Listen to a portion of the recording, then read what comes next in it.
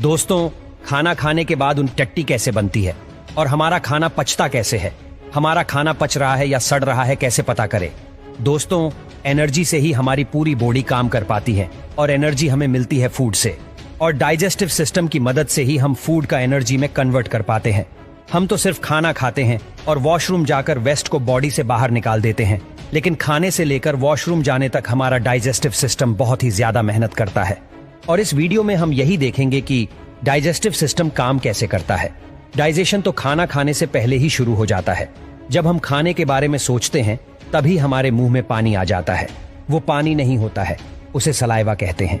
जब हम खाना चबाते हैं तब दांत की मदद से हम फूड को छोटे छोटे पीसेस में ब्रेक कर देते हैं और साथ ही खाना और सलाइवा मिक्स हो जाते हैं। हमारे मुंह के अंदर सलाइवरी ग्लैंड्स होते हैं जो सलाइवा बनाते हैं और रिलीज भी करते हैं।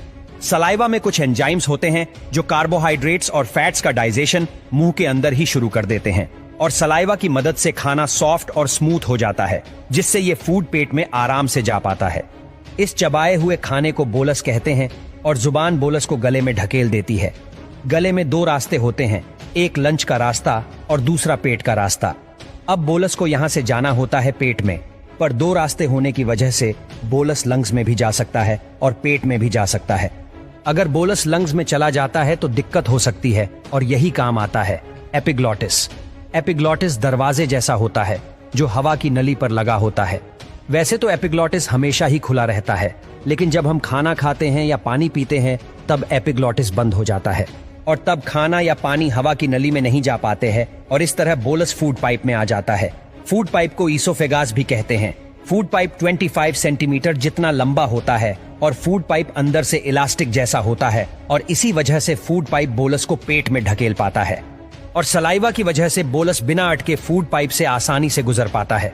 फूड पाइप के एंड पर कुछ मसल्स लगे होते हैं जो फूड को यानी बोलस को वापस फूड पाइप में जाने से रोकते हैं। इन मसल्स को LES, लोअर ईसोफेगास स्फिंक्टर कहते हैं। जब LES रिलैक्स हो जाते हैं तब बोलस पेट में आ जाता है। पेट में पहुंचने के बाद बोलस की पिटाई शुरू हो जाती है।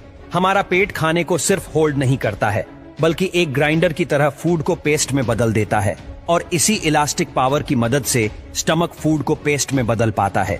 स्टमक अपनी इलास्टिक पावर से फूड को इधर उधर ढकेलता है, जिसके कारण फूड पेस्ट में बदल जाता है, और पेट में एसिड भी होता है, और वो एसिड है HCl, हाइड्रोक्लोरिक एसिड।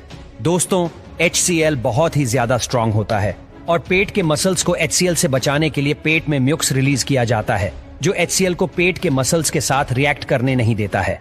HCl का काम होता है फूड को डाइजेशन के लायक बनाना, और दूसरा काम होता है डाइजेस्टिव एंजाइम्स बनाना।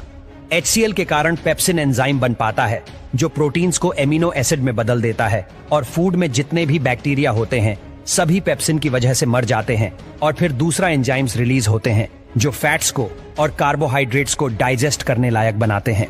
तो पेट में फूड 6 से 8 घंटे के लिए रहता है, और इन 6 से 8 घंटे में फूड लिक्विड में बदल जाता है।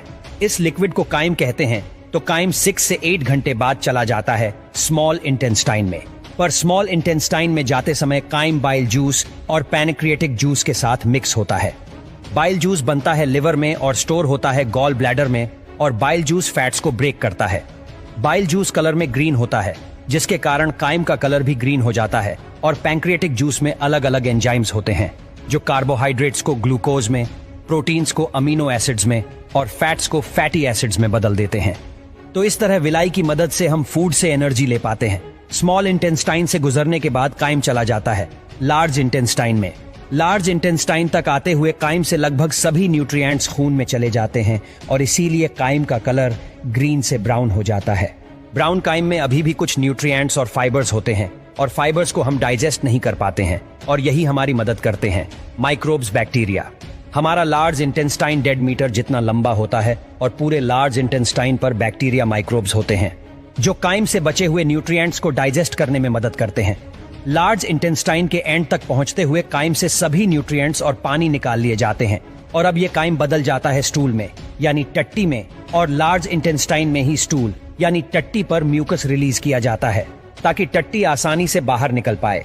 लार्ज इंटेस्टाइन में फूड बहुत ही धीरे डाइजेस्ट होता है, और इसीलिए लार्ज इंटेस्टाइन में फूड को पूरी तरह डाइजेस्ट होने के लिए 30 से 40 घंटे लगते हैं। फिर 30 से 40 घंटे बाद स्टूल चला जाता है रेक्टम में, जो कि टट्टी को स्टोर करता है। और जब रेक्टम भर जाता है तब हम वॉशरूम जाकर उसे खाली कर देते हैं। तो इस तरह फूड डाइजेस्ट होकर बाहर निकल जाता है।